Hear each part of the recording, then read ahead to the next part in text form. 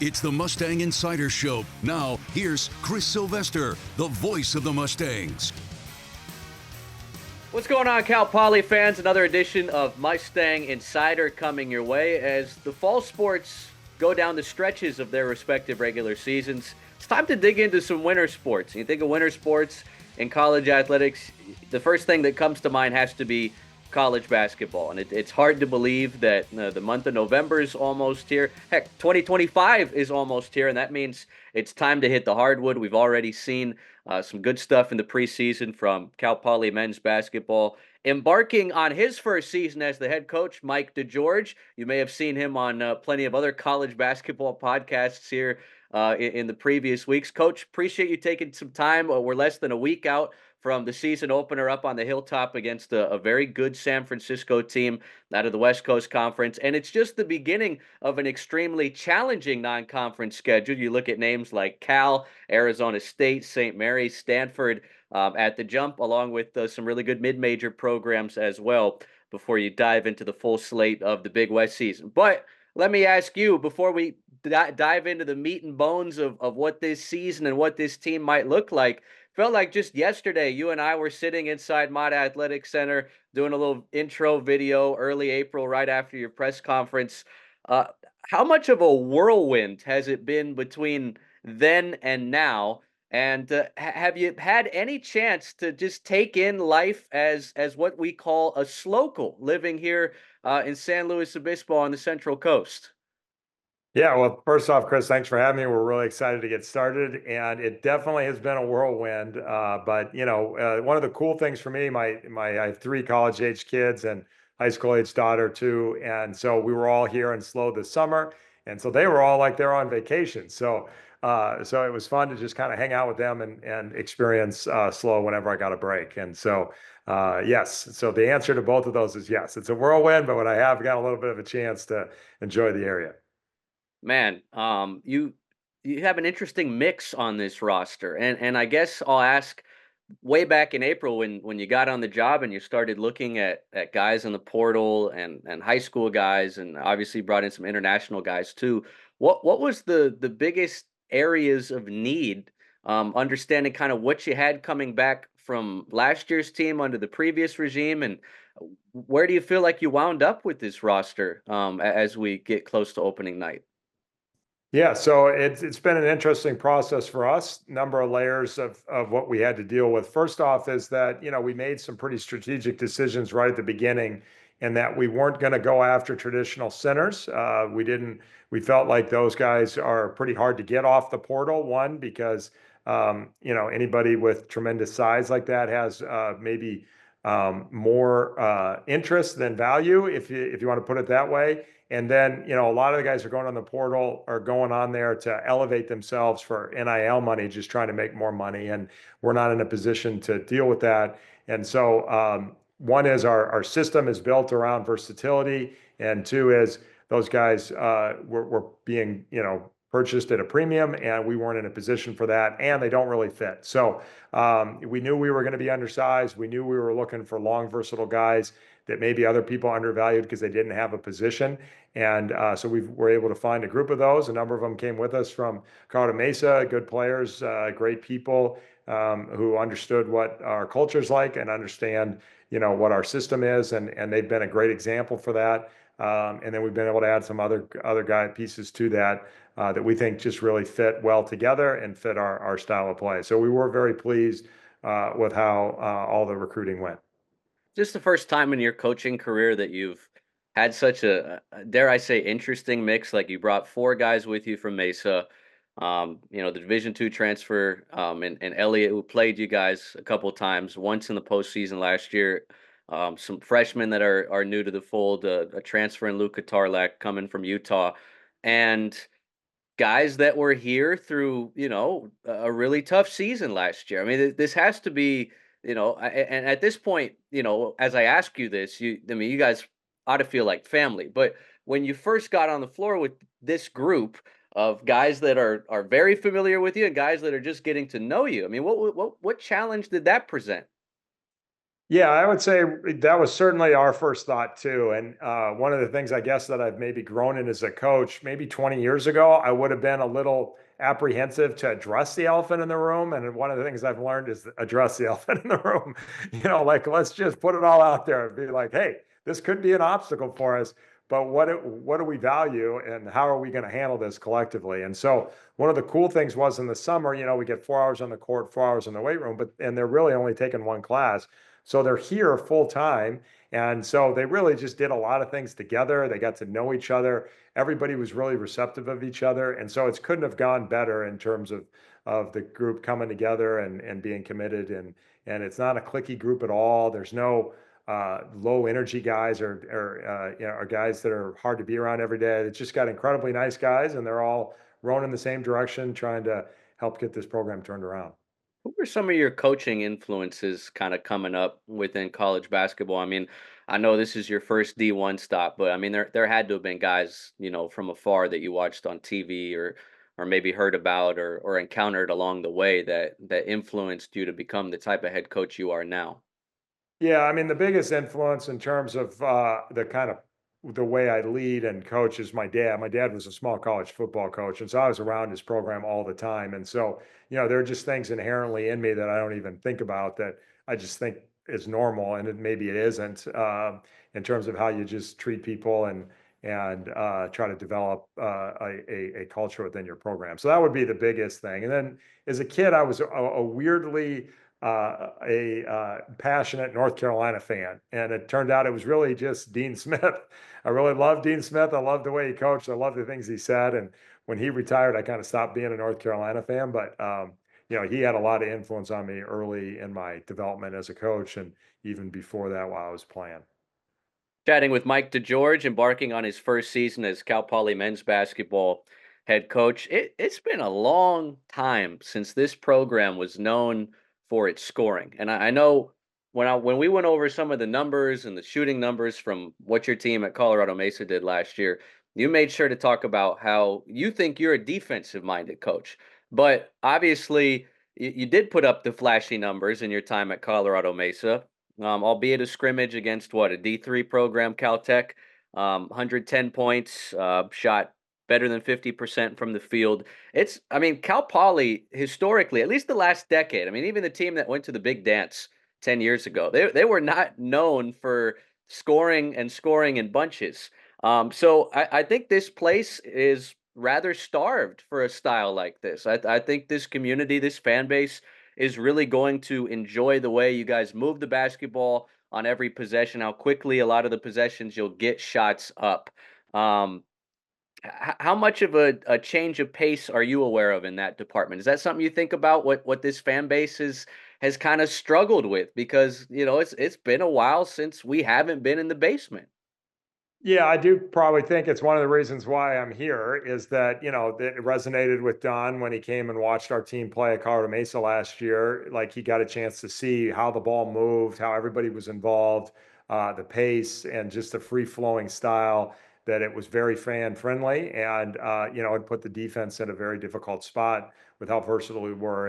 And so, yeah, I mean, it's an exciting way to play. And it was funny, like a year ago at this time, when I was talking to a couple of our players, and they're like, "You guys ruined basketball for us." We're like, "What are you talking about?" Like, it's really hard to watch a college basketball game right now because everybody just holds the ball and plays one on one. And so, even our players were cognizant of just it was how much more fun of a style it was. And I think can't guarantee we'll score any points, but I think the ball move and we'll be getting good shots. And so we're excited about bringing it to the Central Coast. It's interesting you say that, because you have good shooting nights, you have bad shooting nights. I mean, the best players in the world endure that. Like Steph Curry goes crazy in the Olympics. That gold medal game, it stands out the most. But you'll have a box score this year where he's like 2 of 11 from 3-point line. So would you say that this team, on the offensive side, is going to live and die by the three ball? I mean, you triggered up 40 of your 81 shots from the perimeter in that exhibition. But I mean, as you get deeper into the season, it might be a little tough to establish, a well-known identity among the fan base, those first two games, San Francisco and Cal. But as you get into December, first week of conference games, what do you hope the identity of this squad is? Well, the identity at both ends of the floor is the same. It's we want to own the paint. We don't want people in there on the defensive end, and we want to get there on the offensive end. And the major shift that we've made following the analytics is that we were always this paint first team, and teams really just tried to load against us the way we want to do to our opponents. And our willingness now to just shoot the three has been like a pass first team in football. Is that you throw it deep to set up the run, and we're going to shoot it from deep to set up opening up the paint so that we can get in there and get layups. And even though we shot the least amount of twos last year in the country, we did lead the nation in 2-point field goal percentage. So we were getting layups. And so I do think we have a very strong commitment to that. So it's not so much about living and dying with the three, is that if they're going to give us, if they're going to take the way of the three, we're going to take the layups. If they're going to take away the layups, we're going to shoot the three, and we are going to have to make some. And you mentioned West Texas earlier. Last year, we played them over Christmas break, and we went 3 for 35 in the game, and we lost by 12. So we were, if we'd made a decent percentage, we would have had a great shot.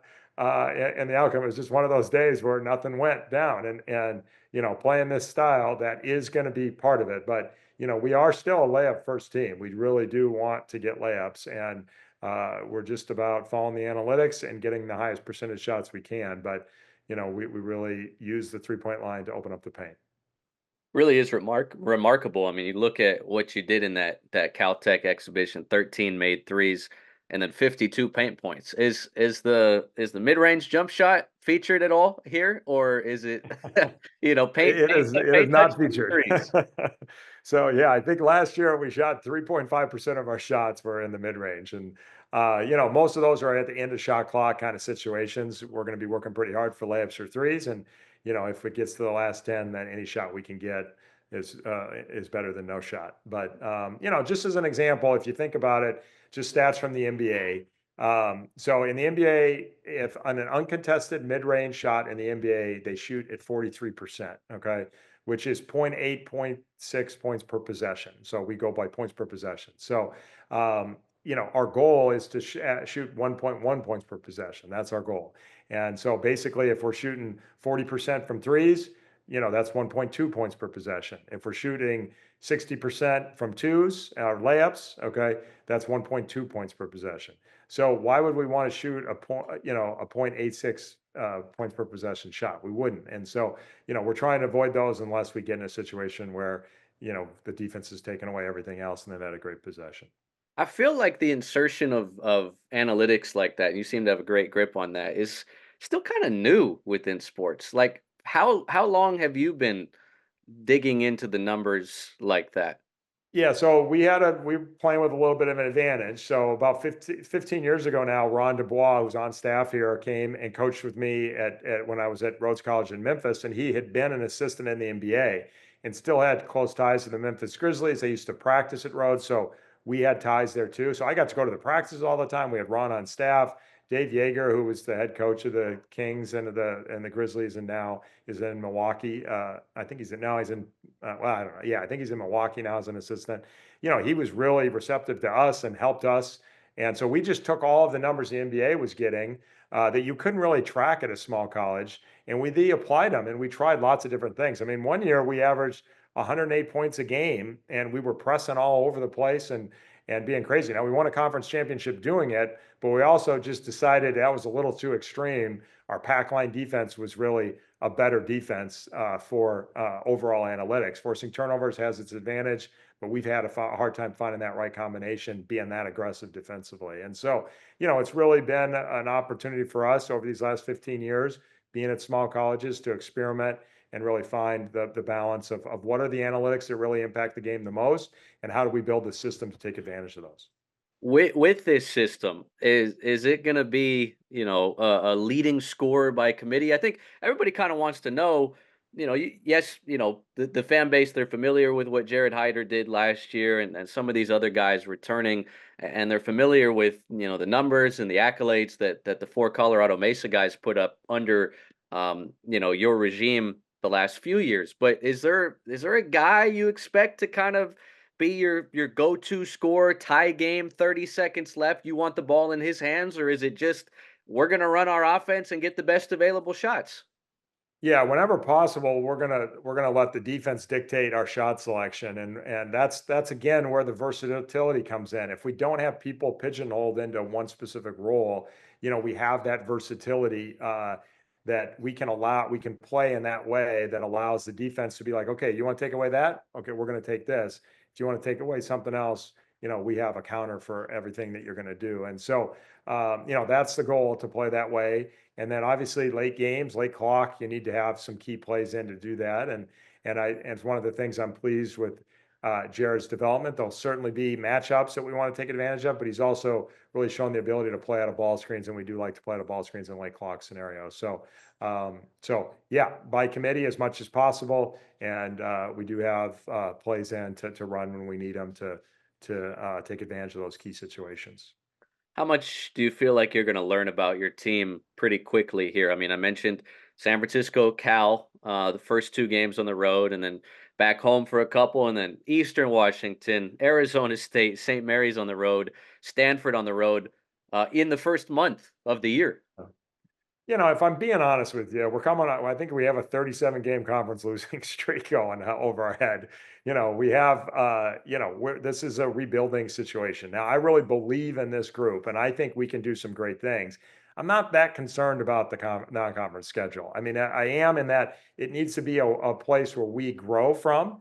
And who knows, we might be good enough to go and win some of these games, but we may not be. And that's okay too. The goal would be to get ready for the conference season. We're playing in a one bid league, so the non-conference is really just an extended training camp for us to get ready for the conference season. And ultimately that's what we're going to be about, is trying to just, whatever it is, whether it's good, bad, or indifferent, we're going to try to use the outcome of this non-conference to build towards the conference season. And the goal would be to get them to that conference season with a lot of confidence, so they really are believing in themselves, and we put all this other stuff from the past behind us where we don't have that hanging over our head. And we can just move forward about, doing the best we can in the conference season. But it is a very challenging schedule. And, we're just going to try to keep you guys in the mindset of let's use that to get better, whatever the outcome. You didn't get much love in the preseason poll, as expected, right? I mean, preseason poll, people don't know a lot about you. And people know that Cal Poly's consistently kind of been down there of late in the Big West. You mentioned getting ready for conference play. There's 20 games on the Big West schedule, and then hopefully you have a chance to get to Henderson and compete in the Big West tournament. You mentioned this being a rebuilding year. Is it realistic to try to make the Big West tournament and compete? Yeah, I mean, everything's on the table as far as I'm concerned. I have no expectation of outcome at all. We're just going to compete as hard as we can, and we're going to go every night. I mean, to be honest with you, I've never seen a Big West game live. I really don't know how we stack up to them. I do believe in this group, and I do think this group will compete at a high level, both in terms of how hard they play, how they're committed to playing with each other, and with executing our system. And I really believe in our system, and I do think that we'll be playing with an advantage on certain nights. Is it realistic to think we're going to win the Big West this year? I have no idea, but I certainly am. We have a lot of guys in the, that are going to be on the court for us that are used to winning, and they've used to finding ways to win games. And I really don't expect that to change. Well, the Mike DeGeorge era officially opens up in San Francisco Tuesday night, 7 o'clock. ESPN Plus, also locally on ESPN The Ticket. Nothing else going on that night, right, Coach? So why not join us for some hoops up in the Bay? Appreciate your time, man. Look forward to your era here of Cal Poly basketball. I think it's something the fan base will grow to love very quickly. All right, thanks, Chris. Thanks for having me. This has been the Mustang Insider Show. The preceding has been a Learfield's presentation on the Cal Poly Sports Network.